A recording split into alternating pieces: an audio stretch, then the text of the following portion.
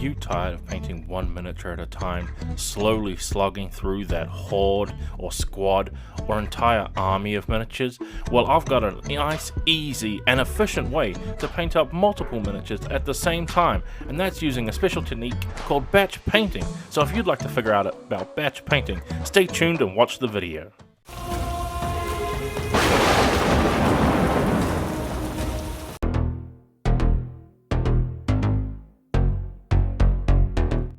Okay, so the first thing you want to do when preparing for batch painting is you want to get all your miniatures primed up at the exact same time. So you can see here I've got a bunch of Lannisters from the Song of Ice and Fire miniatures box, all nice and laid out here. As well as that, you want to get them all on some sort of stand or something to have them on, so you've got that little handle holder for your miniature here. And you can see here I've just got these ones that have string or wool wrapped around them, or alternatively I have a nice big giant popsicle stick here with just a little container I've got holding on with a bit of blue tack, so I can have multiple at the same time. So you can see here I've just got 4 attached to this one if you don't have hundreds of little handle holders on hand, or as many as you need. So this is another efficient way. And then of course dropping the camera, getting all crazy up in here because we're about to do a lot of painting all at once. So let's get our minds focused and get prepared for the next step.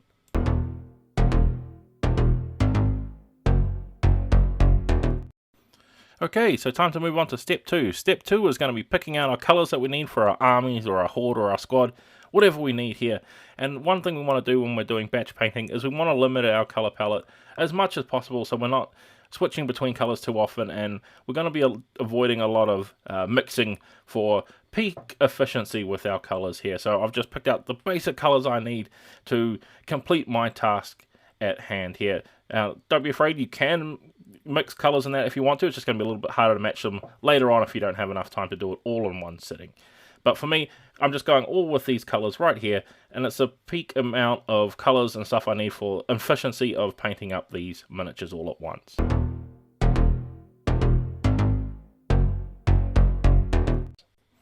And step 2 will be getting our paint ready and having sort of a palette or an applicator here that we want to be placing our paint on. Now I'm going to be using the wet palette here by Army Painter, and as you can see I've already done some painting, but I still have a lot of the paper left over, so I'm just going to be carrying on and using the rest of the paper to do this.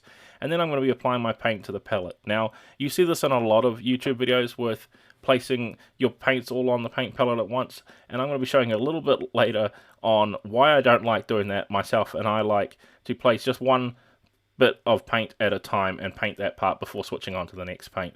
But also with that, there's just one other thing I want to tell you when doing a paint job like this and we're using a wet palette, is to try and avoid using any metallic on the wet palette, as it's not generally a good idea. You can use it on a wet palette, but I prefer not to. I use my metallics on a dry palette just like this, so I don't run the risk of accidentally contaminating any of the metal flakes into the other paint, because sometimes it can also seep through. The other thing metallic paint can quite often do is split when it's sitting on a wet palette for a long time, and the particles start slipping apart and the paint becomes all yucky and messy to use.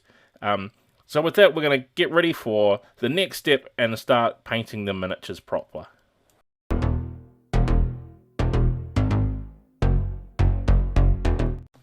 Okay, so now with all those warm-up and prepared steps to get ready for our painting, we can now finally move on and start painting up our miniatures here. So one thing I'm going to be doing with these miniatures is sort of picking apart where I want to be painting each part of the miniature. Because we're doing it in a batch painting style, we want to really focus on the most easy and efficient way to paint our miniatures while saving a lot of time. So one of the ways here, as you can see, is I'm starting off with painting all of these guys' faces and just in between their masks all at the same time, because it's a very sort of small, intricate detail, and we want to avoid having to come in when most of it's painted up and very carefully get our paintbrush in there while we've got all this paint around. So just to mitigate that sort of step, I'm going to be applying this paint job first. I'm going to be super messy with it and rough and really sort of splatter it all over that face, because we're not worrying about that too much. We want to get these base coats down, and this is a nice sort of inset, sort of recessed detail that's behind a lot of the places first, so it's actually a nice place to start rather than with a big flat wide open area. It's just picking apart some of these certain details. So once I've got those nice bit of detail in there, I'm going to start moving on to a slightly bigger part of the miniature, but also another place of the miniature that's going to be a bit of a pain, and that's doing the legs and the boots and just underneath the coat that our miniatures are wearing here. But one thing I'm not going to be doing is I'm not going to be doing certain hidden details like the belt and stuff here. Like I said, you want to pick apart sort of the hard and intricate parts first. But again, like I said, we want to be selective. If I did the paint job on the belt buckles and the sword hilts and pouches and that now, I would then have to be very, very careful with our big overlapping color that we have, which is going to be our nice Lannister red.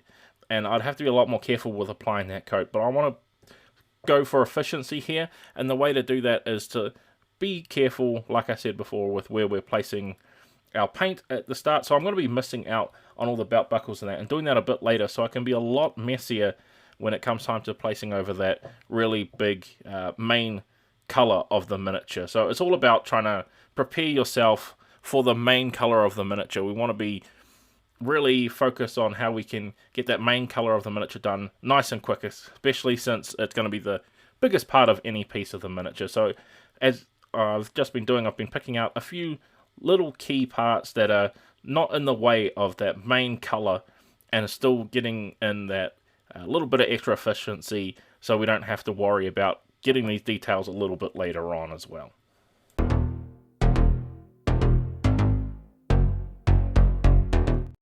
Okay, so just to sidetrack from the video just for a minute here. Like I said before, when I was applying to the paint to the palette, I don't like one part of YouTube videos that they do when they show you all the paint nicely going down for when you're preparing for that paint session. You should place all your paints down all at once. And this is a classic example of what can happen when you're busy in life and you've got other things to do. It's fine for them who are full-time painters and that. I am not. I also have a full-time job as well. And I got quite a few extra call-outs over the time of painting this video. This was not done over one sitting. This was done over quite a few days, in fact. And as you can see, my paint has split, it's run, it's caused a mess over the palette. And I could have mitigated a lot of that mess and the mixing of the paints here on the palette if I just had been using one bit of paint at a time. And that's the reason why I just place down one bit of paint at a time, paint the part I need, and then move on to the next paint. As well as that, I also think it makes you feel a little bit more accomplished than placing down all your paints at once. It can be a little bit intimidating going, oh no, I've still got all this paint to go. I haven't even touched any of those colors. Like, as you can see here, I didn't even touch any of the red, and that's all just wasted paint. So that's why I place one paint down at a time, get that part complete, feel a little bit accomplished myself going, yes, I've now finished all of this color. I can move on to the next color. And it's still there if you need it later on anyway. So that's just one little thing I have a problem with when they show that nice shot of them placing all the paint down all at once. It's just a little unrealistic, especially for me anyway. It may not be for you, but it is for me.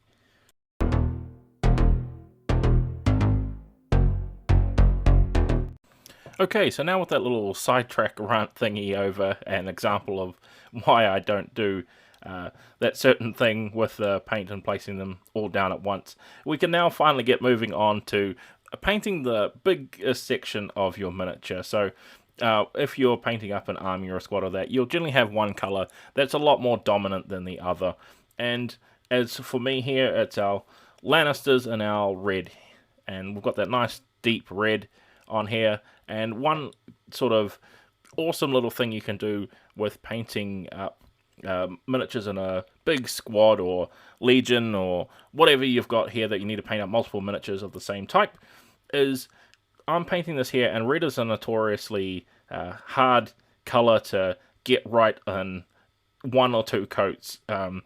As for me, in this paint job alone, it took me at least 3 or 4 coats to get that nice smooth color that I want for my people here. And one benefit to painting in a batch painting style is once you finish that first one and you start moving down the line, as you can see here, I've got all the miniatures on this one little bit of popsicle stick, and I'm slowly moving down the line. By the time I get to that end one, that first one's going to be nice and dry, and I can immediately apply that second coat to the miniatures as the others are drying. It's just one of the awesome benefits of being able to batch paint a lot of miniatures at once.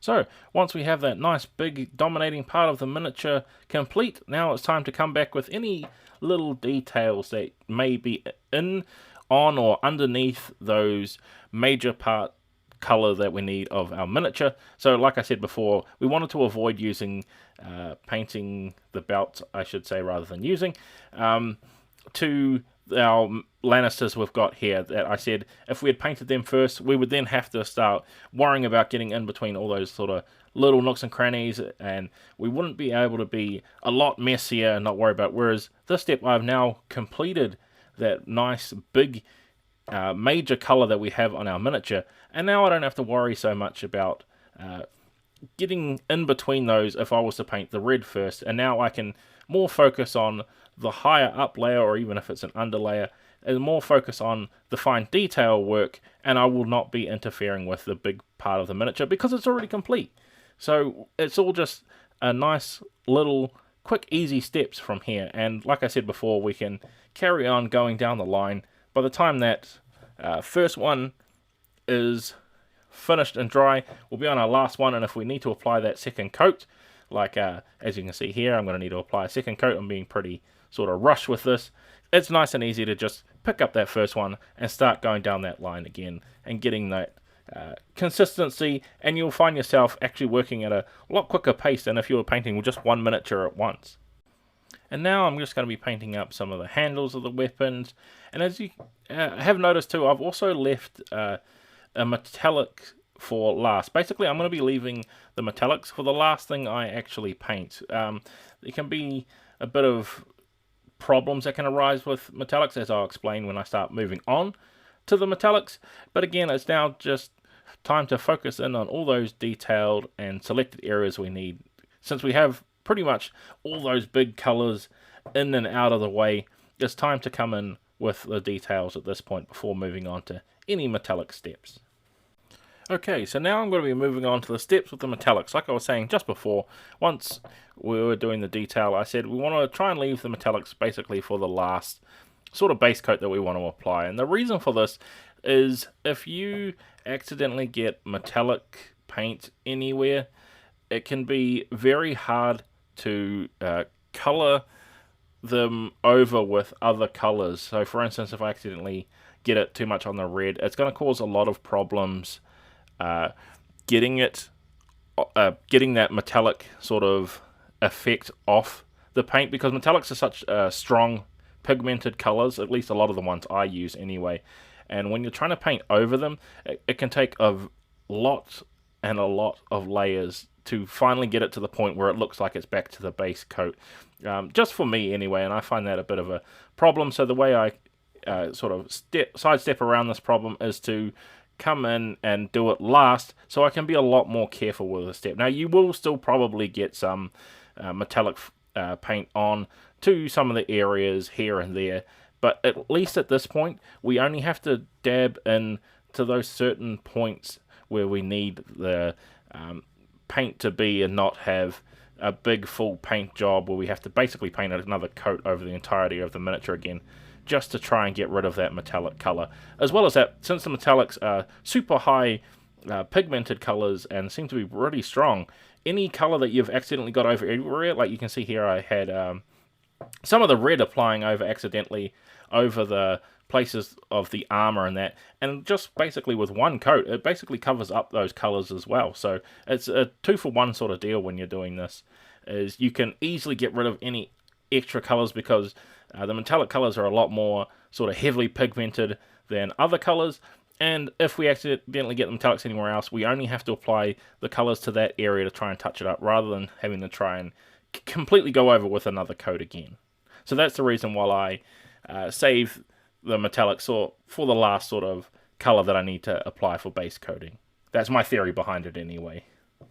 And then for the last step of my Lannister I've got here is I'm going to be doing a golden trim around a lot of the edges of the miniature. sort of coat and stuff like that, as well as the emblem of the Lannister lion here. So that's more detail here, and as you can see, my metallic is for super fine detail, so I want to be as careful as I can while not trying to mess this up as much as possible. That's why I save the step for last. You're sort of more clean and focus minded at that point. You're like, okay, I've got to get these details done. Or if you're sort of a bit tired from painting all those base coats, you can come back the next day when you're a little bit more refreshed and you can spend that time getting there. But of course, I'm not perfect and I will accidentally get it in other places as well. So like I said in the last step, it's a little bit easier to tidy up and touch up those spots because we only have to apply a couple of layers of paint to those specific spots that accidentally went in the wrong place, rather than having to try and match our color to try and paint up towards that. It's why I save all the metallic parts for last in any sort of base coat scenario. And it's also, while going along with this, we want to be focusing on our finest detail of the miniatures for last on the last base coat, so you've got that nice time to focus and settle in before applying the washes and other things like that too.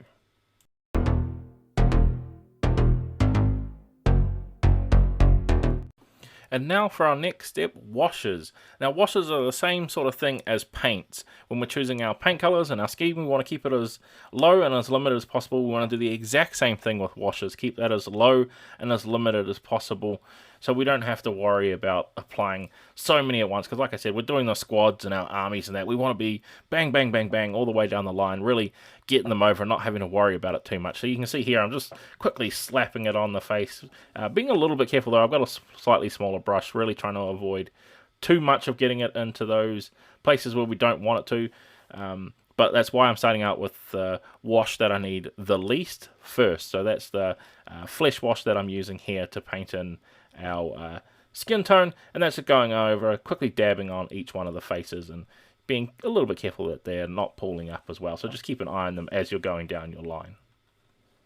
Okay, so now I'm going to be coming in with my second controlled wash that I'm going to be doing here, or I should say all the washes will be controlled, but most controlled wash, and that is the one I'm going to be applying over the metallics. For me, I'm just using nuln oil here, so whatever you're using in this sort of step where you're applying these washes carefully, just making sure, switch to a smaller brush if you need to apply your washes. So I'm not using a big brush here, just a sort of a smallish brush, and applying it sort of a little bit carefully. I'm not being too careful, as you can see. I'm being reasonably rough, but I'm just being careful around those edges, and I'm being more sort of strokey with my application of the wash, rather than sort of dabbing it on and letting a lot of that wash run into the recesses. I'm more swiping it over, giving it big sort of swaths of paint, and I can move a lot of it around faster than if I was sort of dabbing it, which is good for getting into those recesses, but I want to paint up a lot at once, so I'm sort of giving it a big brush over and then coming back in and sort of just catching it with the tip, so I can suck up it quickly and move on to the next part sort of efficiently as I possibly can. And it's just another way of getting a little bit of practice, and it'll take a little bit of time to get used to that you're applying a lot at once, but also sucking it up at the same time by moving it around and quickly dabbing it into the next place and then coming back. A little technique that'll take you a little bit to get used to when you're doing this in multiple successions, but you'll get it over time. Okay, so now it's time for our nice big messy wash, or the wash we've got to use over the most area, so we can be pretty rough and messy with this because it's covering a lot of the miniature, so we don't have to worry about it so much. You can see I'm really sort of blobbing it on here. What I'm doing more so than brushing it on in the last two steps is I'm grabbing a lot, dumping it on to the place of the miniature, and then moving it around really quickly to get into those areas, rather than grabbing little bits and sort of controlledly applying this. I'm being very uncontrolled, more so on the dabbing of it on. I'm sort of applying it to a big flat area, or an area where I can get my whole brush, placing that big blob on, and then smearing it around over the places that I need it. This especially helps with having it, since it's the biggest area, so I've got the least bit to worry about. I've just got to worry about those sort of areas where it touches the wash that I don't want it to. So that's the sort of hints and technique I have for painting your big areas that you've got to wash over big spots.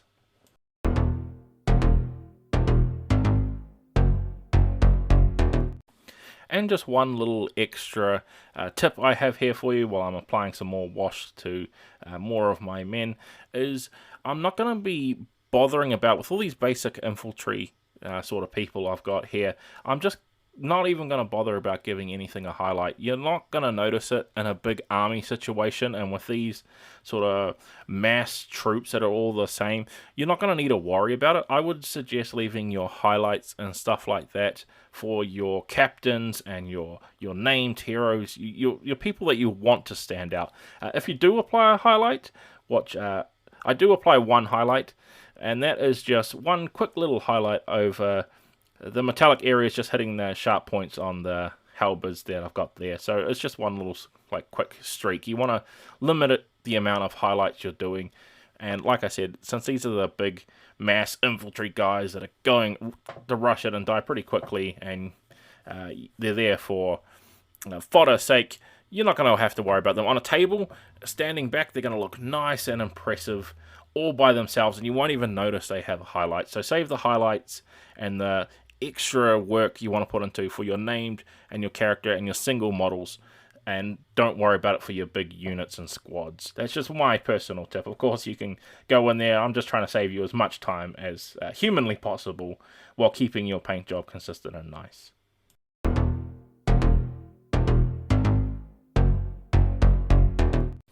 And here you can see, after all our work we've done and the tips and tricks that I've shown you here that I've hoped have been helpful, you can see what an army looks like, or a unit, when it's completely finished and done. And you can see here that I'm cycling through these shots I've taken here. You can barely notice that I haven't done any of the highlighting to these miniatures. The only one I paid super attention to was our Lannister captain, and he has some highlights and a little bit of extra attention paid to him rather than the rest. As they sort of fade into the background, they look really awesome from a distance, so you don't have to worry about giving your full attention to each individual little miniature at a time. You can forego a lot of that and focus that onto your characters and your captains, and do your baseline troops in this batch painting style that I hope has been useful for you guys.